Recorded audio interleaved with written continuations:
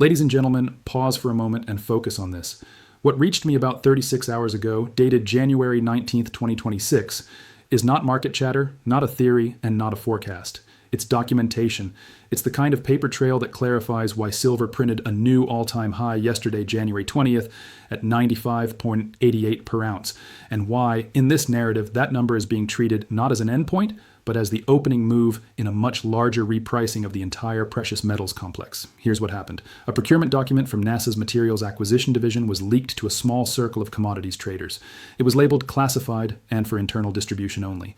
And inside it were 8 words that reframe the silver story, the SpaceX story, and Elon Musk's leverage inside America's space economy. The line reads, SpaceX has monopolized NASA's entire silver supply. To understand the weight of that statement, you have to follow the timeline and the structure of the contract. On December 14, 2025, at 9:47 a.m. Eastern, SpaceX Procurement Director Patricia Chen signed a materials acquisition agreement with 3 of the largest silver refiners in North America, Asahi Refining, Johnson Matthey, and Republic Metals Corporation. The contract locks up 4.7 million ounces of refined silver for exclusive delivery to SpaceX facilities across an 18-month window running from January 1, 2026 through June 30, 2027. That works out to roughly 261,000 ounces per month, about 8,700 ounces per day. The quantity alone is striking, but the clause that changes the game is what comes next. The contract includes a monopoly provision, a non-compete. SpaceX didn't simply purchase metal, they secured it with restrictions. Under the terms described, the refiners who signed are prohibited from selling refined silver to any aerospace or defense customer in North America for the duration of the agreement. In practical terms, NASA is cut off. Boeing is cut off, Lockheed Martin is cut off, Northrop Grumman is cut off, Blue Origin is cut off. In this framing, one company has used contracting power to wall off the supply chain that its direct and indirect competitors rely on. And the leaked NASA memo indicates the government recognized the implications only after the fact. That memo, dated January 15, 2026, was authored by Dr. Michael Torres, NASA's Deputy Administrator for Procurement and Industrial Base Management. It was sent to NASA Administrator Jared Isaacman, who is notably connected to SpaceX through his history as a private astronaut who flew SpaceX missions. The subject line is blunt: critical material shortage, silver acquisition crisis, immediate action required. The opening paragraph, as presented in the document, is direct. It states that as of January 12, 2026, NASA had been unable to secure commitments for refined silver delivery from any primary North American refiner for Q1 and Q2 of 2026, that Asahi, Johnson Matthey, and Republic Metals cited existing exclusive contracts preventing them from fulfilling NASA orders, that preliminary investigation identified SpaceX as the party that secured a monopoly supply agreement in mid-December 2025 covering 4.7 million ounces over 18 months, that this removed an estimated 87% of North American refining capacity from the open market, and that NASA's inventory stood at 22,400 ounces, enough for roughly 47 days at current consumption. The memo then ties that shortage to mission risk, listing Artemis 4, the Roman Space Telescope launch, and the Mars Sample Return Program as vulnerable to delays measured in months. That's the operational core of the story. NASA, by this account, is operating on a dwindling physical inventory, while its usual suppliers are bound by exclusivity. Then the narrative adds a second layer: Elon Musk's simultaneous role running the Department of Government Efficiency under President Trump, alongside his control of SpaceX. The argument being made is that this creates an obvious conflict of interest tension. One person positioned to influence government spending narratives while also controlling critical industrial inputs and launch capability. Whether you accept every inference or not, the structure of the claim is consistent. Control the capital, control the access to orbit, and now control the material bottleneck. The next question is the practical one. Why is silver so central that it can function as a choke point? Because in aerospace systems, silver is not a decorative metal and not a financial abstraction. It's an engineering material. Silver has the highest electrical conductivity of any element. In high reliability applications, where signal integrity and thermal management are mission critical, silver is used for plated electrical contacts, coatings, solar panel components, and thermal control systems. The amount per unit varies widely. Small satellites may use fractions of an ounce to a few ounces, while large communications and defense satellites can require dozens to well over 100 ounces, depending on design. Now place that against SpaceX's footprint. Starlink alone is described here as having more than 9,400 active satellites, an installed base larger than every other entity combined. SpaceX also launched 165 orbital missions in 2025, outpacing other national programs by a wide margin. And the expansion is not portrayed as slowing. SpaceX has discussed Starlink version 3 satellites that are larger, higher capacity, and materially more intensive. In this script's figures, internal estimates put each Starlink V3 satellite at roughly 8 to 12 ounces of silver, with a stated plan to launch around 2,000 in 2026. But satellites are only half the demand story being presented. The other half is Starship. The claim here is not simply that Starship is a rocket, but that it represents industrial-scale logistics, high launch cadence, fully reusable hardware, and a shift from episodic missions to a sustained transport system. In that context, the script estimates silver content per fully outfitted Starship in the range of 150 to 250 ounces across avionics, flight computers, radar, communications arrays, and sensor systems. At 100 Starship launches in 2026, that implies 15,000 to 25,000 ounces just for that program's hardware cycle, before adding Dragon production, Starshield requirements, and other systems. Even then, the script's own projection for SpaceX's 2026 silver consumption lands around 180,000 to 240,000 ounces. So the central inconsistency becomes the real point. Why lock up 4.7 million ounces over 18 months, roughly 3.1 million ounces per year, if expected usage is a small fraction of that? The answer offered is straightforward. This is not merely procurement, it's stockpiling. It's creating a strategic reserve under the assumption that the global silver market is structurally constrained and that refining access, not just mine supply, will determine who can build. And that leads into the global context presented here. The script frames 2025 silver mine production around 830 million ounces, with industrial demand near 680 million, investment demand around 150 million, and jewelry, silverware around 120 million, totaling about 950 million ounces in demand. It then adds recycling at roughly 180 million ounces, bringing total supply to approximately 1.1 billion and implying a modest surplus. But the key argument is that surplus is not the same as available, because inventories are already allocated, ETFs, vaults, and contractual claims that do not easily convert into industrial feedstock on demand. Then comes the catalyst in the story. On January 1st, 2026, China implemented new export licensing requirements for refined silver. In this telling, China controls 60 to 70% of global silver refining capacity, meaning a significant share of the world's metal flows through Chinese refining even when ore is mined elsewhere. The licensing shift is described as disqualifying many smaller and mid-sized refiners, keeping more refined silver inside China, and redirecting supply toward domestic industrial priorities including aerospace and defense.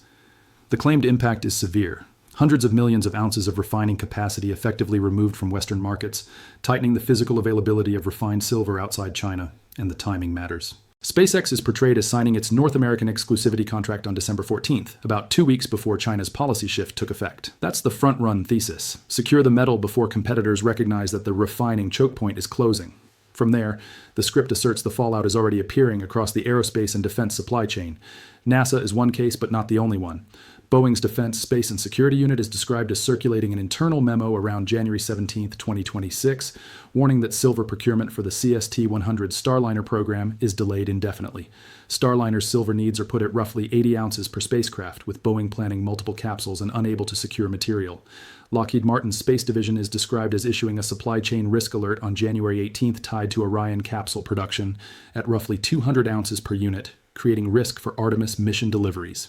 Northrop Grumman is described as warning the Pentagon on January 16th that satellite production schedules are threatened by material shortages, explicitly citing silver as a critical input no longer available through normal channels. Blue Origin is described as unable to secure commitments from North American refiners, raising risk around New Glenn and other schedules. The narrative conclusion is that the bottleneck is not conceptual, it is operational, and it is being felt through procurement breakdowns. The script then returns to the governance dimension. NASA leadership in this account did not learn of the SpaceX exclusivity agreement until January 12th, nearly a month after signing, by which time supply was already locked and inventories were already spoken for. The broader claim is that oversight was slow while the market moved quickly. And the most politically charged element in the story is the overlap between Musk's private industrial power and his public role at Doge, especially given reported calls to reduce NASA's budget and increase privatization. The point being driven is not simply competition, but leverage. Weaken the agency publicly while controlling the inputs privately, then present privatized alternatives as the solution. Next, the script connects these supply constraints to the price action already visible in the market. As of January 21st, 2026, it cites silver trading around 94.87 per ounce after touching 95.88 the day prior, framing the move as a rapid repricing rather than a slow trend, up roughly 209% year over year, up 37% in 30 days, and up 12% in a week. The driver described is panic buying by industrial users who are discovering that the silver required for manufacturing, electronics, vehicles, solar panels, and aerospace hardware is not readily obtainable at posted prices. Then it focuses on COMEX registered inventory as a proxy for deliverable supply, citing a drawdown from about 128 million ounces in December 2025 to roughly 90 million ounces, a steep decline in about 6 weeks, with withdrawals accelerating through January.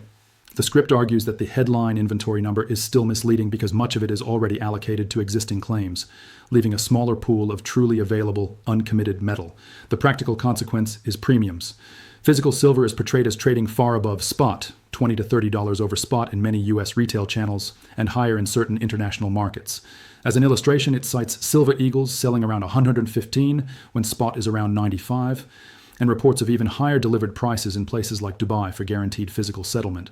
Then it claims SpaceX paid those premiums up front.